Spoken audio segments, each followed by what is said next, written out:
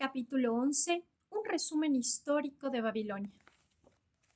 El hombre más rico de Babilonia, escrito por George Clason. No ha habido en el curso de la historia una ciudad más atractiva que Babilonia. Su nombre evoca visiones de riqueza y esplendor, y sus tesoros de oro y joyas eran fabulosos. Podríamos pensar que una ciudad así tenía un emplazamiento maravilloso, que estaba rodeada de ricos recursos naturales, como bosques o minas en un exuberante clima tropical. No era el caso. Se extendía a lo largo del curso de los ríos Tigris y Éufrates, en un valle árido y plano. No había bosques ni minas, tan solo piedras que se utilizaban para la construcción. No estaba en una vía comercial natural y las lluvias eran insuficientes para la agricultura. Babilonia es un ejemplo de la capacidad del hombre para alcanzar grandes objetivos usando los medios que tiene a su alcance. Todos los recursos habían sido desarrollados por el hombre. Todas las riquezas resultaban del trabajo humano. Babilonia poseía tan solo dos recursos naturales: una tierra fértil y el agua del río.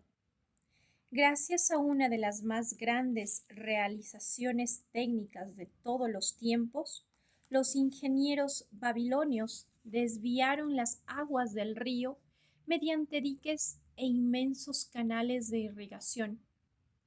Los canales atravesaban todos los parajes del árido valle para llevar agua al fértil suelo.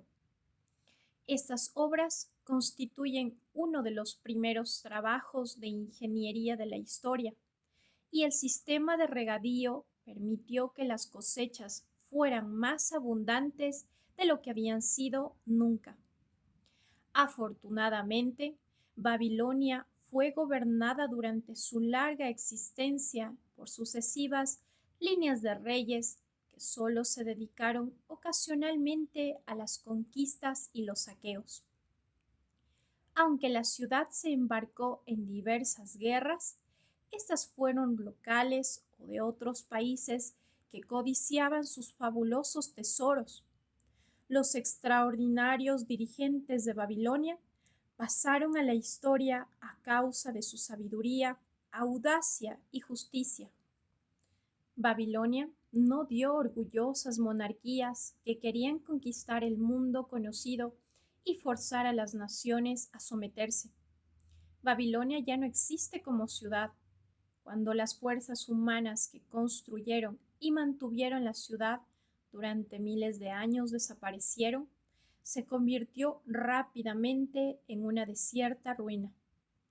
Estaba situada en Asia, a unos 1000 kilómetros del Canal de Suez, justo al norte del Golfo Pérsico. Su latitud es cercana a los 30 grados sobre el Ecuador, parecida a la Yuma, Arizona, y poseía un clima semejante al de esta ciudad, caliente y seco. El valle del Éufrates, en otro tiempo populosa región agrícola, es hoy una llanura árida barrida por el viento. Las escasas hierbas y los arbustos del desierto luchan contra la arena llevada por el viento.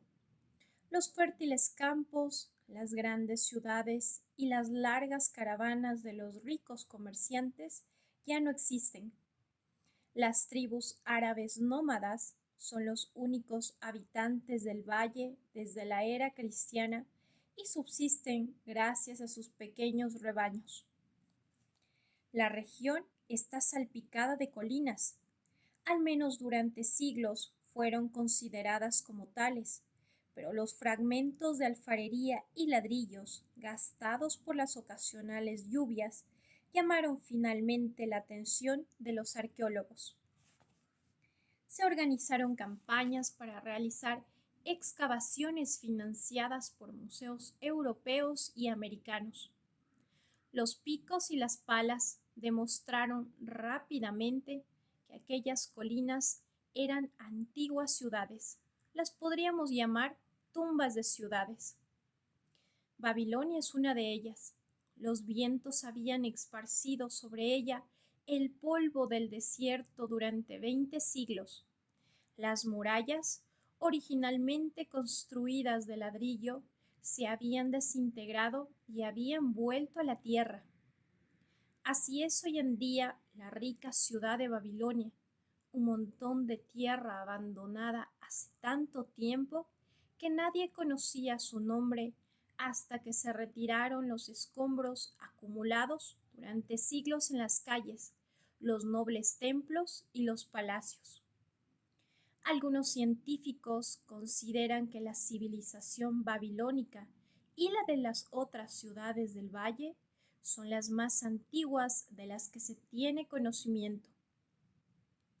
Se han demostrado de manera fehaciente algunas fechas que se remontan hasta los 8000 años de antigüedad. En las ruinas de Babilonia se descubrieron descripciones de un eclipse solar. Los astrónomos modernos calcularon fácilmente cuándo hubo un eclipse visible en Babilonia y pudieron de este modo establecer la relación entre su calendario y el nuestro.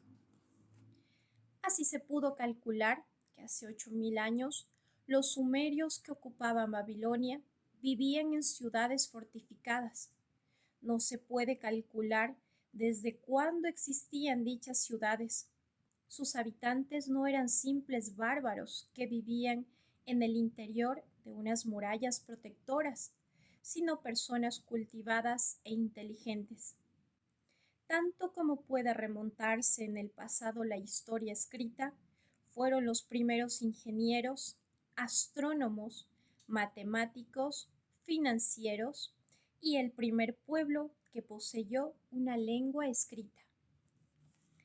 Ya hemos hablado de los sistemas de irrigación que transformaron el árido valle en un vergel cultivado. Los vértigos de los canales son aún visibles, aunque la mayoría están llenos de arena. Algunos de ellos eran tan grandes que cuando no llevaban agua, una docena de caballos podía galopar de frente en su interior. Se los compara en amplitud con los canales más anchos de Colorado y Utah.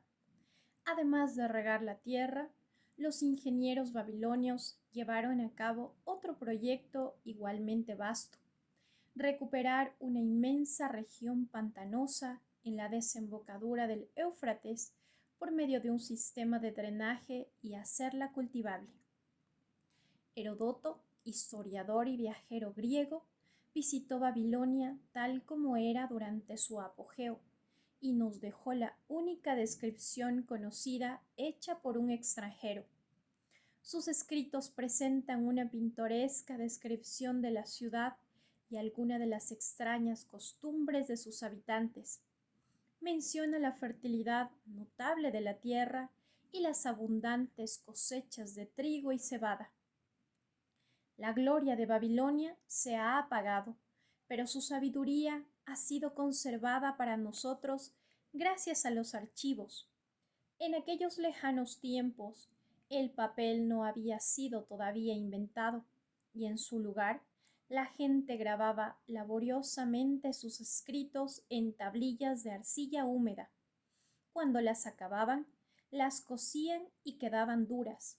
Medían aproximadamente 6 por 8 pulgadas y el espesor era de 1 pulgada.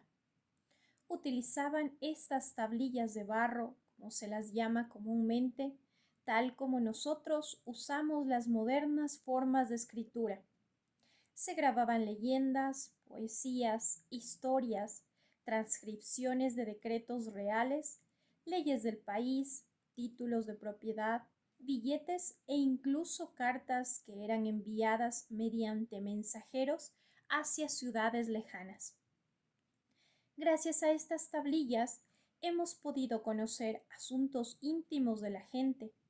Una tablilla que seguramente provenía de los archivos del almacenero del país cuenta, por ejemplo, que un cliente llevó una vaca y la cambió por 7 sacos de trigo, 3 entregados en el mismo momento y los otros 4 a conveniencia del cliente.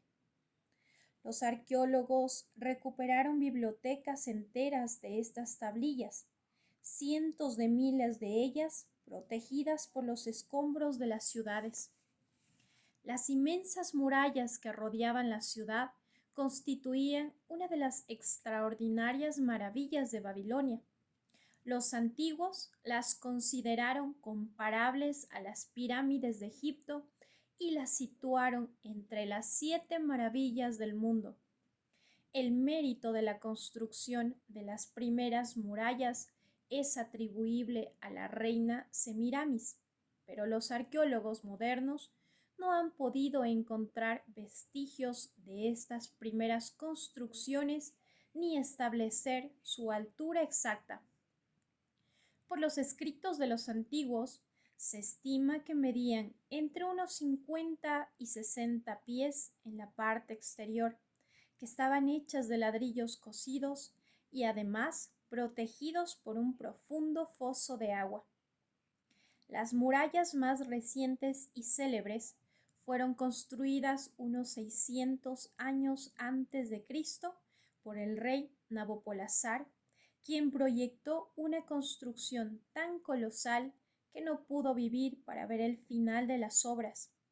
Fue su hijo Nabucodonosor, cuyo nombre aparece en la Biblia, quien la terminó.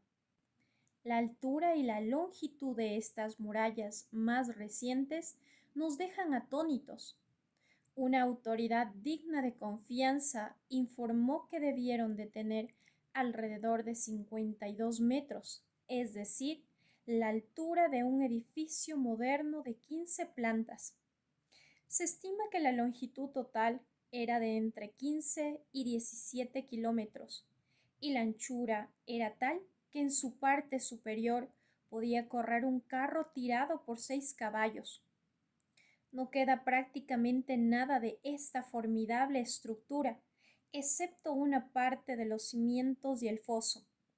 Además de los destrozos de la naturaleza, los árabes se llevaron los ladrillos para construir en otras partes. Uno tras otro, los ejércitos victoriosos de casi todos los conquistadores de ese periodo de guerras invasoras se enfrentaron contra las murallas de Babilonia. Una multitud de reyes asedió Babilonia, pero todo fue en vano. Los ejércitos invasores de aquel tiempo no eran despreciables, y los historiadores hablan de fuerzas de 10.000 caballeros, 25.000 carros y de 1.200 regimientos de infantes de 1.000 hombres cada uno. A menudo necesitaban 2 o 3 años de preparación para reunir el material de guerra y los depósitos de vituallas a lo largo de la línea de la marcha propuesta. La ciudad de Babilonia estaba organizada casi como una ciudad moderna. Había calles y tiendas, vendedores ambulantes que ofrecían sus mercancías en los barrios residenciales, sacerdotes que ofrecían en templos magníficos. Un muro aislaba los palacios reales en el interior de la ciudad. Dicen que esas murallas eran más altas que las de la ciudad. Los babilonios eran artesanos hábiles que trabajaban en la escultura, la pintura, el tejido y el oro, y fabricaban armas de metal y maquinaria agrícola. Los joyeros creaban piezas de gusto exquisito, y algunas muestras que han sido recuperadas de las tumbas de ricos ciudadanos se exponen en museos de todo el mundo. En una época muy lejana, cuando el resto del mundo cortaba árboles con hachas de piedra o cazaba, y luchaba con lanzas y flechas con punta de piedra, los babilonios ya usaban hachas, lanzas y flechas de metal.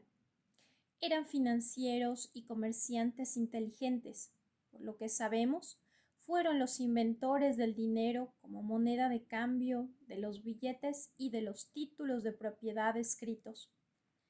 Babilonia no fue conquistada por sus enemigos hasta cerca de 540 años antes de Cristo, pero tampoco entonces fueron tomadas las murallas. La historia de la caída de Babilonia es de lo más extraordinario. Ciro, uno de los grandes conquistadores de la época, proyectaba atacar la ciudad y tomar las murallas intomables. Los consejeros de Namonidus, rey de Babilonia, lo persuadieron para que fuera ante Ciro y librara batalla sin esperar a que la ciudad estuviera asediada. El ejército babilonio, tras consecutivas derrotas, se alejó de la ciudad. Ciro entró por las puertas abiertas de la ciudad, pero no opuso resistencia. El poder y el prestigio de Babilonia fueron declinando gradualmente hasta que al cabo de unos siglos fue abandonada, dejada a merced de vientos y tormentas que la devolvieron al desierto sobre el que se había alzado en su origen. Babilonia había caído para no volver a levantarse nunca, pero debemos mucho a su civilización. Los siglos han reducido a polvo las orgullosas paredes de sus templos, pero su sabiduría aún subsiste.